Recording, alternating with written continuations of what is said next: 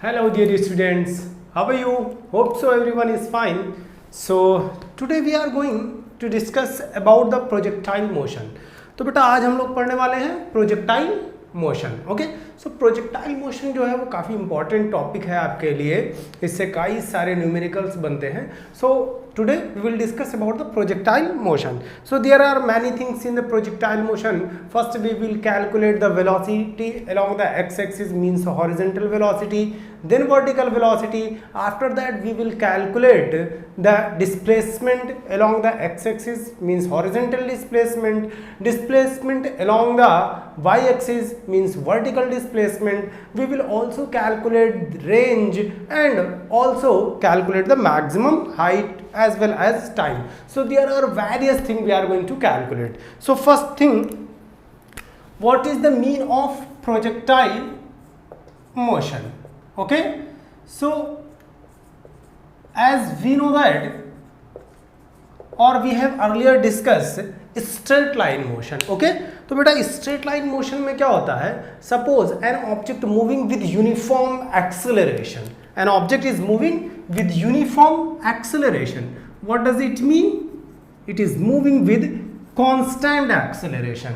So if an object moving with constant acceleration means there is a plot of velocity time graph. Okay, so velocity changes with respect to time. So you can say that velocity is changing with respect to time, then a is equal to dv upon dt.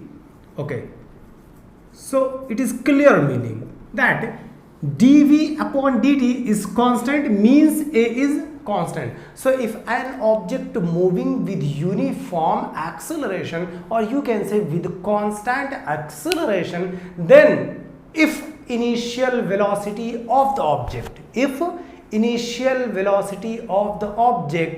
do not change their direction, with time. Okay, तो बेटा यहां पर क्या कहा हमने कि ये v है और ये t है. जो direction of the initial velocity था वो सेम रह गया, वो चेंज नहीं हुआ. अगर ये इनिशियल वेलोसिटी का डायरेक्शन था तो ऐसे ही चला गया.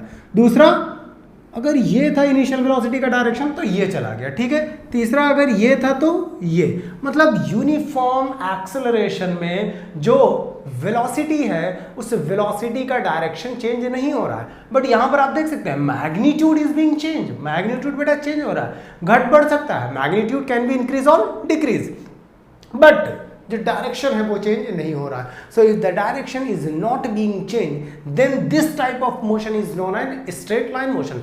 सो स्ट्रेट लाइन मोशन का कभी ये मतलब नहीं हुआ कि वो वन डायमेंशनल मोशन होगा. Straight line motion can be two dimensional motion. Okay, तो यहां पर क्या हो गया, एक्स और वाई एक्सिस के करस्पॉन्डिंग ये वेलोसिटी वर्सेस टाइम क्या हो रहा है, चेंज जरूर हो रहा है, but their direction are not being change. So if direction is not being change, then it is known as straight line motion. दूसरा क्या हो बेटा कि suppose if an object is moving with uniform acceleration, if an object is moving with uniform acceleration but it direction is being change. For example, the initial direction was like this, then this and so on. Okay, so if an object moving with uniform acceleration but its direction of velocity changes with respect to time, then this type of motion is known as plane motion. Okay, so plane motion का best example हम लोग discuss करेंगे. So the best example of the plane motion is the projectile motion. Okay, so let's talk about projectile motion.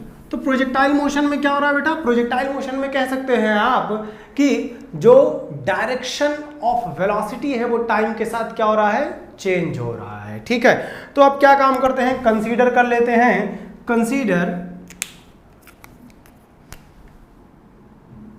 Consider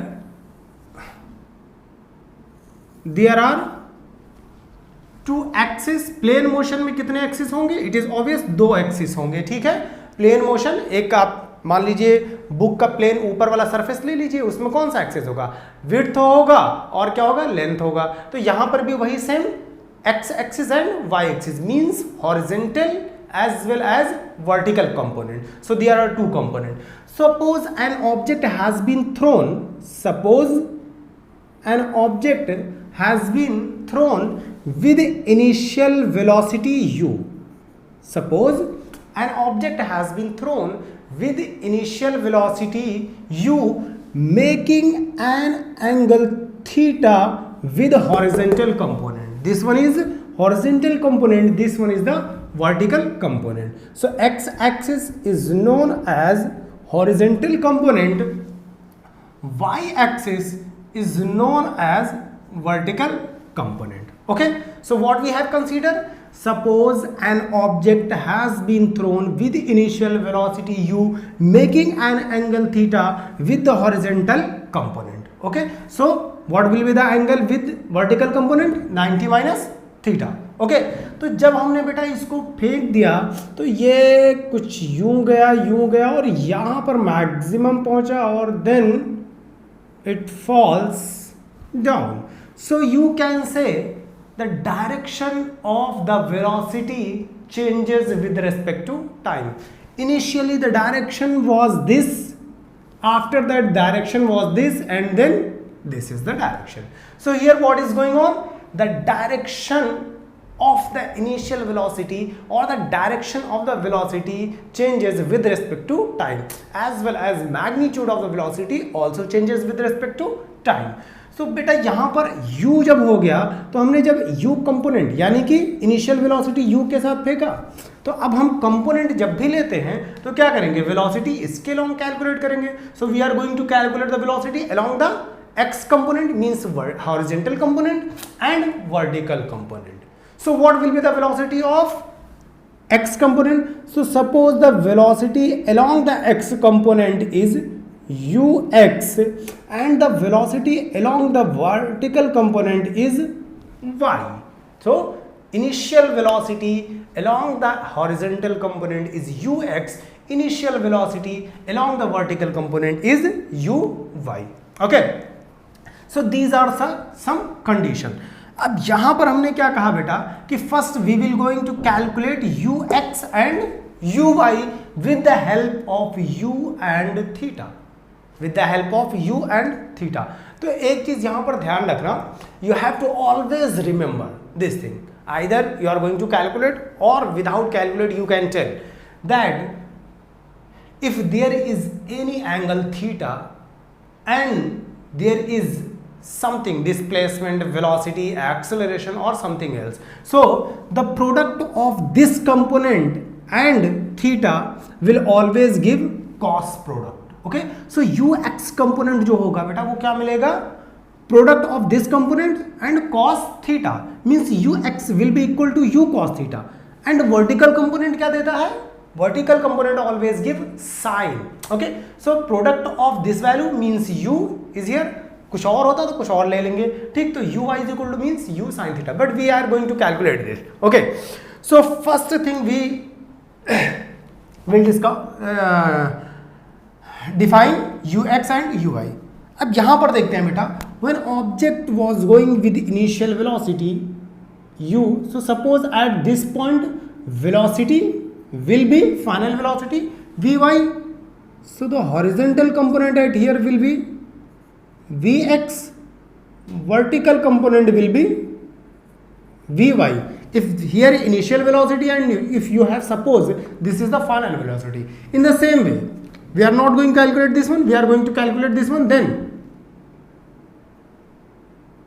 this one is vx, which will be equal to v is equal to vx. What about the vertical component? जब object यहां पर पहुंच गया बेटा तो object ऊपर की तरफ जा ही नहीं रहा है, means there is no displacement और देयर इज नो वेलोसिटी और there is no motion along the y component, means vy is 0. So at maximum height, when object reach at maximum height, then the velocity along the vertical component will be 0. Okay, तो ये हो गया condition. So v is equal to vx, vy is equal to 0, and we have, suppose this is the maximum height. So if this one is the maximum height, then after this point the ball और the object starts going down. तो यहां से क्या हो गया बेटा, object falls down हो गया और यहां पर पहुंचते पहुंचते कुछ ऐसे पहुंचा और जाना ऐसे चाहिए था, ठीक है, ये वाला कंपोनेंट यहां पर बना रहा हूं। तो ऑब्जेक्ट क्या आया, ऐसे आना चाहिए था, ठीक, बट ये हो गया, ये Vx कंपोनेंट हो गया और ऑब्जेक्ट बेटा आना चाहिए था ऐसे आएगा। सो ये हमारे लिए क्या हो गया, Vy कंपोनेंट हो गया। So this angle is theta, this is known as final velocity v and this one is known as Vy। Okay, so जब ऑब्जेक्ट यहां से चला यहां गया तो this one is the maximum height. कहीं पर भी आपको कैलकुलेट करना हो, ये डिस्टेंस कैलकुलेट करनी हो तो बेटा x हो जाएगा, लेकिन ये मान लेते हैं O, ये पॉइंट मान लेते हैं x, ये वाला पॉइंट मान लेते हैं y। तो OX जो मैक्सिमम डिस्टेंस होगा वो क्या कहलाएगा आपके लिए, रेंज कहलाएगा। So this one is known as range, maximum displacement, ठीक है बेटा। अब O से X तक पहुंचने में कुछ टाइम लेगा, so that is the projectile time. Okay, so this one is the projectile time and this is the maximum height. So all these things we are going to calculate, but let's start with the initial velocity along the x direction. तो हमने कहा बेटा कि suppose there is a triangle, एक क्या करें, triangle draw कर लेते हैं। तो suppose there is a triangle O A B and C. तो suppose there is a triangle O A B C. This triangle making theta O A and B. This is the velocity ux, this one is the velocity u. So we know that initial velocity u and we have also know theta. So we are going to calculate ux. So we know that from triangle there are two components beta. There are two components. One is the horizontal component and another one is vertical component. So horizontal velocity that is initial velocity, not final velocity, ux. okay, so ux beta क्या हो जाएगा, cos theta is equal to base upon hypotenuse. So cos theta is equal to base upon hypotenuse, hence ux is equal to u cos theta from the triangle OAB. Now consider the triangle OAC. So considering the triangle OAC, so if this one is angle theta, so the opposite angle will always same, therefore this one is also theta. Okay, so this is the theta ui. Hence we are going to calculate vertical velocity.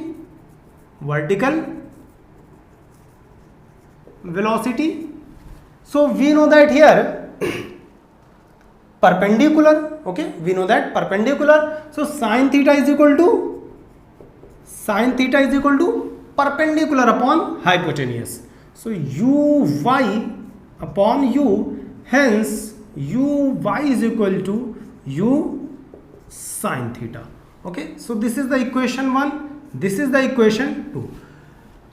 If you know that initial velocity and angle, then you can calculate initial velocity along the horizontal component.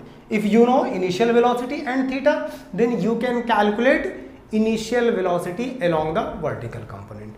Now look, if you want to calculate displacement along the horizontal component,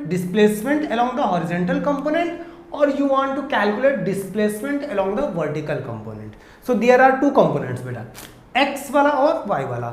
आप दोनों एक साथ नहीं calculate करेंगे, you will calculate both separately. So if you want to calculate displacement along x component means horizontal component, either you want to calculate displacement along the vertical component. So all these things we will calculate using the equation of motion.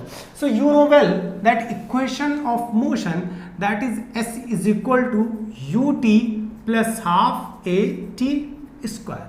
But यहाँ object जो है ऊपर की तरफ जा रहा है। So if object is going upward direction means there is either free fall condition और it is just moving opposite to the gravitational acceleration. Okay, so in this case it will be y or height and u always, either we are talking about the direction of x component, so ux. If we are talking about the component of y, then uy.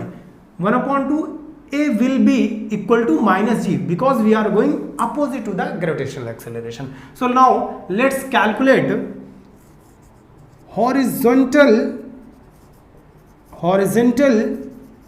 displacement. So from the equation of motion, let's consider that if the horizontal distance is x, then x is equal to velocity along the x component is ux, hence ux into t plus 1/2 gt square. But there is no gravitational acceleration along the x component. भाई surface पर कहाँ gravity लगेगी? आप जब अर्थ पर पहुंच गए तो क्या ग्रेविटी लग रही है? नहीं. So there is no gravitational acceleration along the horizontal component. Hence g is equal to 0 and x is equal to ux into t, and the value of ux is u cos theta. Hence u and t cos theta. बेटा t बाद में मैंने नहीं लिखा क्योंकि यहां पर क्या हो जाता cos theta t. So you can be confused that whether t is separate or it is the product of cos. Okay, so we have right here x is equal to u cos theta t. तो किसी भी time पर मान लो t is equal to 1 second, t is equal to 2 second, t is equal to 3 second, तो किसी भी time पर आप क्या कैलकुलेट कर सकते हैं? Displacement along the x component. तो अभी तक ux uy मिला था बेटा, अब क्या मिल गया? Displacement along the x component मिल गया. Now displacement along the y component means vertical displacement. Look, y is equal to vertical displacement means either if you want to calculate any displacement means from 0 to here, so y is equal to velocity along the y direction uy t plus 1/2 half at square, but acceleration in upward direction, that is a is equal to minus g, hence minus 1/2 gt square. One more thing from here, we can say that t is equal to x upon u cos theta. So there are two things. You can, if you know the displacement, then you can calculate the time, or if you know the time, then you can calculate the displacement. तो बेटा दो में से एक चीज तो आपको पता होनी चाहिए. So y is equal to u by t minus half gt square हो गया. Now उसके बाद अब क्या हो जाएगा? यहां पर देखते हैं, ये सब लिख लिया होगा होप सो. तो यहां पर बेटा अब क्या हो जाएगा? हम लोग वैल्यू रख देते हैं u y की एज वेल एज टाइम की. सो y will be equal to u y means u sin theta, so u t sin theta minus 1/2 gt square, and the value of t, suppose this is the equation 3, this one is the equation 4. So from equation 4 the value of t is equal to x is equal to u upon cos theta. अब देखो बेटा time यहाँ पर है, ये time हो गया मान लो, या कहीं पर भी टाइम, तो टाइम मतलब ये टाइम हो गया जब ऑब्जेक्ट यहाँ पर रीच करा. तो आप चाहे ये वाला बात करो चाहे ये वाला बात करो, टाइम तो सेम ही रहना है. ठीक, due to that we can put this value at here also. So y is equal to u, t is equal to x upon u cos theta, t is equal to x upon u cos theta minus 1/2 g, and t square means x square upon u square cos square theta. Okay, तो ये क्या हो गया? Now u से u cancel out हो गया बेटा, और कुछ कैंसिल आउट हो रहा है? नहीं. So y is equal to x u t and sin theta, product of sin theta. So sin theta upon cos theta is tan theta. So x tan theta minus 1/2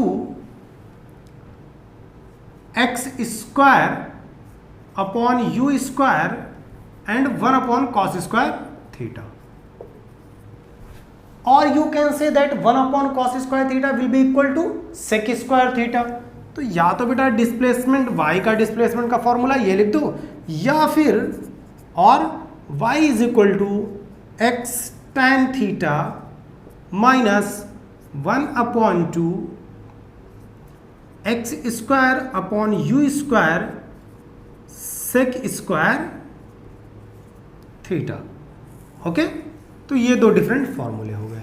so if you know that either if you have value of t, so you can calculate the displacement from here, or if you don't know the value of t, you know the value of displacement along the x-axis, then you can calculate the displacement along the y-axis or the vertical displacement from this equation. तो बेटा ये दो component जो हैं, ये equation 3 और equation 5 से हम लोग क्या कैलकुलेट कर सकते हैं, displacement along the horizontal component as well as displacement along the vertical component. Okay, तो इतना लिख लो. उसके बाद नेक्स्ट कंडीशन हम लोग हाइट वगैरह के बारे में डिस्कस करते हैं. Okay, so let's talk about the next condition, that is the flight time of projectile. तो बेटा यहां पर क्या हुआ, when you throw the object with the initial velocity u and it reach at the point x, means for how much time it was in the air. okay, तो बेटा object को surface पे पहुंचने के लिए जो टाइम लगा, that is known as flight time of projectile. तो बेटा फ्लाइट टाइम ऑफ प्रोजेक्टाइल निकालने के लिए हमारे पास यहाँ कंडीशन क्या है, यहाँ के लिए कंडीशन कुछ नहीं है, but we can say when you throw the object with any velocity u, when it reach at the maximum height, so it will take some time, so reaching to the maximum height, and after that when it falls down from the maximum height to the surface, then the time from reaching to maximum height and maximum height to the surface will be equal. तो यहाँ पर क्या हुआ, यहां से यहां तक पहुंचने में मैक्सिमम टाइम जो लगेगा बेटा, जो टाइम लगेगा यानी मैक्सिमम हाइट, और फिर यहां से यहां तक पहुंचने में जो अर्थ सरफेस पर टाइम लगेगा, वो दोनों क्या होने चाहिए, बराबर होने चाहिए. तो हमने कहा भाई ठीक है, ये वाला टाइम मैंने कहा t है, तो ये वाला भी टाइम क्या हो जाएगा, t हो जाएगा. सो फ्लाइट टाइम क्या हो जाएगा, t plus t. So t is equal to क्या हो जाएगा, 2t के बराबर हो जाएगा. और ये टाइम हम लोग कैलकुलेट कर सकते हैं. अच्छा ध्यान दो, ये वाला जो टाइम है बेटा, t is equal to x upon u cos theta, वो इस पोजीशन के लिए नहीं है, वो किसी भी पोजीशन के लिए है, for any point. Okay, but we are going to calculate the time from o to this point. तो हमने कहा बेटा कि ठीक है, when object reaches at the maximum height, when object reached at maximum height, so there is no motion along the y component. So there is no motion along the y component. बेटा क्या हो गया, zero हो गया. There is only motion along the x component. यही तो हुआ, y component के अलॉन्ग क्या हो गया, वेलोसिटी जीरो हो गई. So from the equation of motion vy is equal to, as we know that v is equal to u plus at, so vy is equal to uy u plus at. A means minus g and t, but velocity along the y component vy is 0. If vy is equal to 0, then uy is equal to u sin theta, hence 0 is equal to u sin theta minus gt. तो बेटा gt is equal to कितना हो जाएगा, u sin theta हो जाएगा, hence t is equal to क्या हो जाएगा, u sin theta upon g.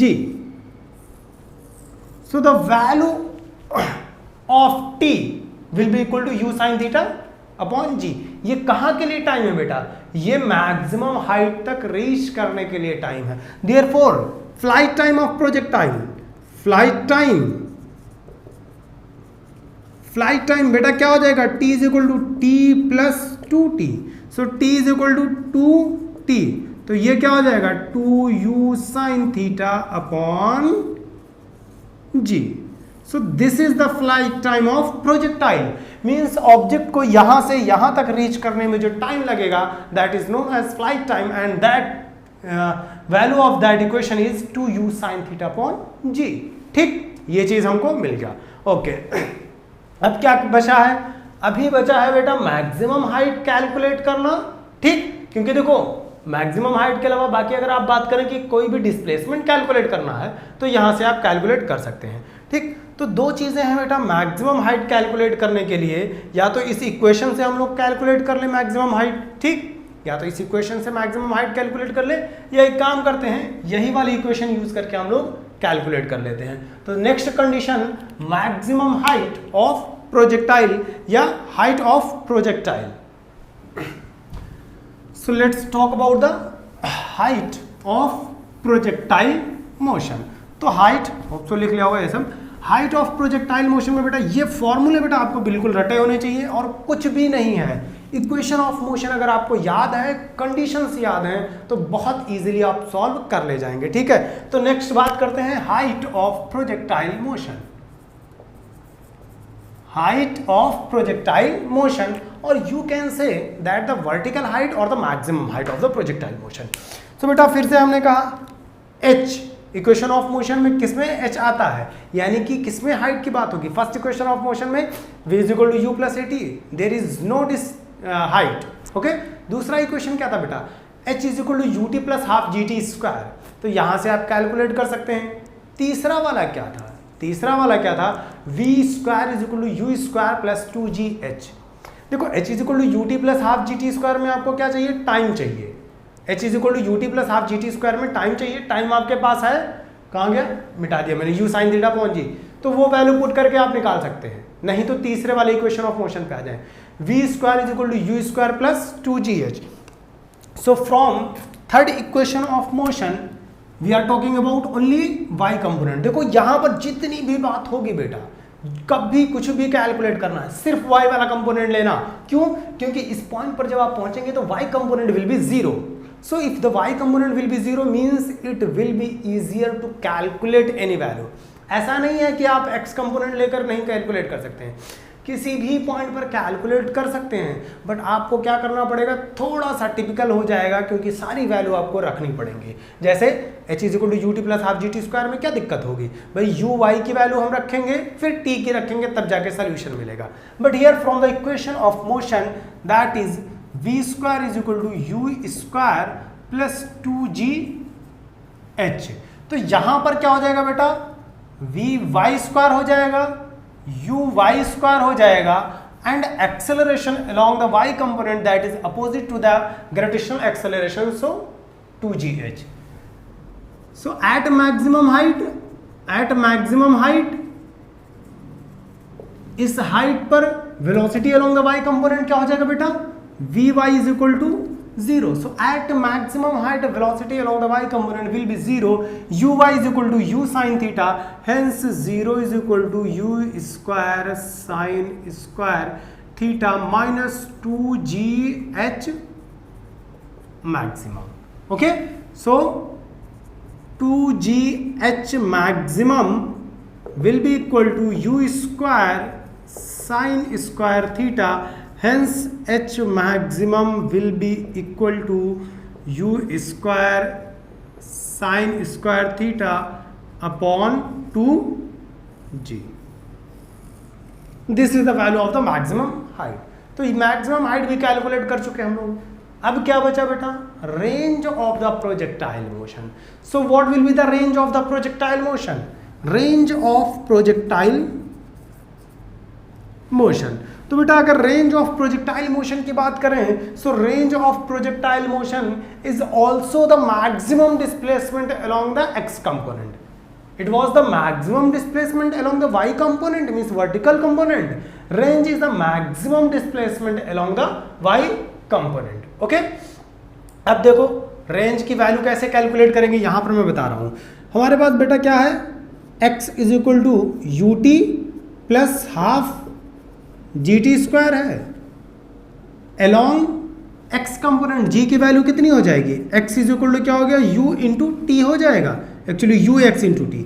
सो एक्स मैक्सिमम, मैक्सिमम को क्या डिनोट कर रहे हैं, r. So r is equal to क्या हो जाएगा, यू एक्स इंटू टी हो जाएगा। क्यों, क्योंकि जी जो है वो 0 है। सो range can be defined as the product of the initial velocity along the x component and flight time of projectile। क्योंकि बेटा t जो है यहां से यहां तक का टाइम है, तो मैं कैपिटल T लिख दूं तो ज्यादा आसानी होगी आपको समझने में। सो r इज इक्वल टू क्या हो जाएगा बेटा, r is product of horizontal initial velocity and flight time of projectile. So r is equal to ux. Ux means u cos theta. Flight time of projectile, that is 2u sin theta upon g. Okay, so u and u will be equal to u square. So 2u square, 2 sin theta cos theta. So value of 2 sin theta cos theta will be equal to sin 2 theta. Hence u square sin 2 theta upon g. This is the range. This one is known as range. Now इतना लिखो. Next let's discuss about a little point that what will be the maximum range and well you will achieve maximum range. Okay, तो let's talk about maximum range. ठीक है, तो बेटा maximum range क्या हो जाएगा, maximum range. ओके, तो आपकी रेंज क्या है वो आप ही जानते होंगे, कितना मैक्सिमम हाइट पर आप जंप कर सकते हैं। मगर मैं आपको सुनाता हूँ कुछ कि हाल दिल किसको सुनाए, हाल दिल किसको सुनाए आपके होते हुए, हाल दिल किसको सुनाए आपके होते हुए, और किसके दर पे जाएं आपके होते हुए। ठीक, तो यहाँ पे ज़्यादा इश्क मत समझना, और किसके दर पे जाए मतलब ईश्वर, गॉड, अल्लाह, मतलब जब वो एग्जिस्ट कर रहा है तो किसी और को आपको अपने दिल की बात बताने की ज़रूरत नहीं है। तो प्रेयर कीजिए आप, जिसमें आपकी आस्था हो उसी से मांगिए और उसी से बिलीव करिए। जितना ज़्यादा आप उसमें बिलीव करेंगे उतना ज़्यादा आपको सुकून मिलेगा, उतने ही खुश रहेंगे बच्चा। तो let's talk about the maximum range. We know that R is equal to क्या मिला था हमको, R is equal to you square sine 2 theta upon G. तो R will be maximum. R maximum कब होगा, मान लो किसी ऑब्जेक्ट को आपने फेंका बेटा, तो मैक्सिमम वेलोसिटी के साथ ही आप फेंकेंगे जितनी आपकी कैपेबिलिटी है। G is going to be constant. तो आप चेंज क्या कर सकते हैं, मान लो मैंने इसको एक बार ऐसे फेंका, एक बार इसको ऐसे फेंका, तो मैंने यहाँ पर डिनोट करता हूँ। मैंने क्या काम किया, एक ऑब्जेक्ट को θ1 इज इक्वल टू 45 डिग्री पे फेंक दिया, फिर दूसरे ऑब्जेक्ट को मैंने क्या काम किया, θ2 इज इक्वल टू 60 डिग्री पे फेंक दिया, and so on. So we are going to change the value of theta. What we can change, we can change only the value of theta, because initial velocity and gravitational acceleration is going to be constant.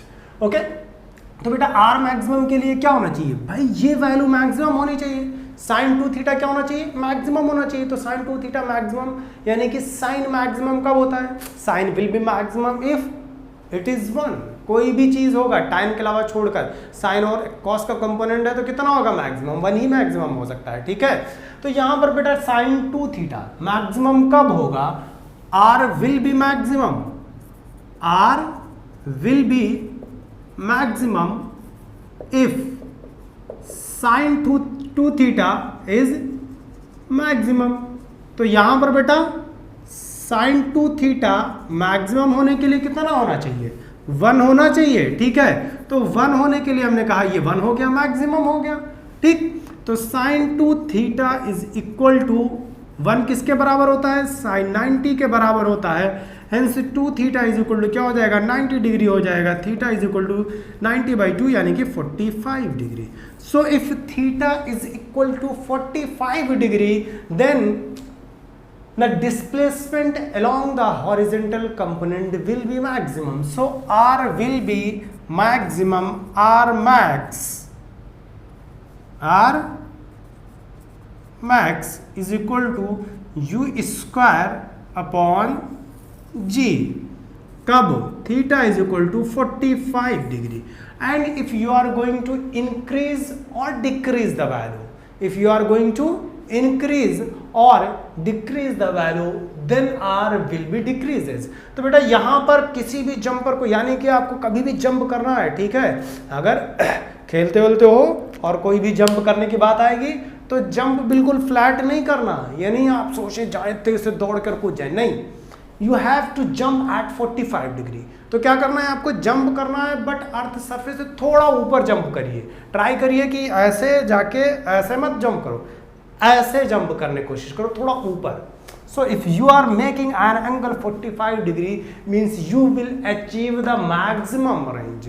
तो कोई भी jumper जो होगा बेटा उसको maximum displacement cover करने के लिए क्या करना पड़ेगा, 90 डिग्री सॉरी 45 डिग्री पे उसको जंप करना पड़ेगा, ठीक है। अब बात करते हैं एक छोटे से न्यूमेरिकल प्रॉब्लम की, इसी पर जो बेस्ड होगा, ओके। तो इतना लिखो जल्दी से। सो बेटा there is a question, a stone is thrown from the top of tower with initial velocity of 10 meter per second at an angle of 30 degree above the horizontal. It hits the ground at a distance of 10 root 3 meter from the base of the tower. Calculate the height of the tower. Okay, so we have to calculate the height of the tower. बेटा यहाँ पर क्या दिया हुआ है कि जो भी स्टोन है उसको किसी हाइट से फेंका गया है। तो मान लिया इस हाइट से स्टोन को क्या किया गया, फेंका गया है, ठीक। जब आपने स्टोन को फेंका तो ऐसे फेंका होगा, ये आके नीचे गिर गया, ठीक है। So this one is the x component, this one is the Y component, ठीक। Initial velocity is U, velocity is U X, velocity is U Y. तो बेटा यहाँ से यहाँ तक आने में क्या ले लिया, टाइम t ले लिया, ओके। सो मैक्सिमम रेंज हम लोगों को नहीं पता है, बट जो आपको कैलकुलेट करना है वो हाइट कैलकुलेट करना है। सो हाइट कैलकुलेट करने के लिए h इज इक्वल टू क्या हो जाएगा, u y t plus half g t square, okay बेटा। ये क्या हो जाएगा, h is equal to u y t plus half g t square.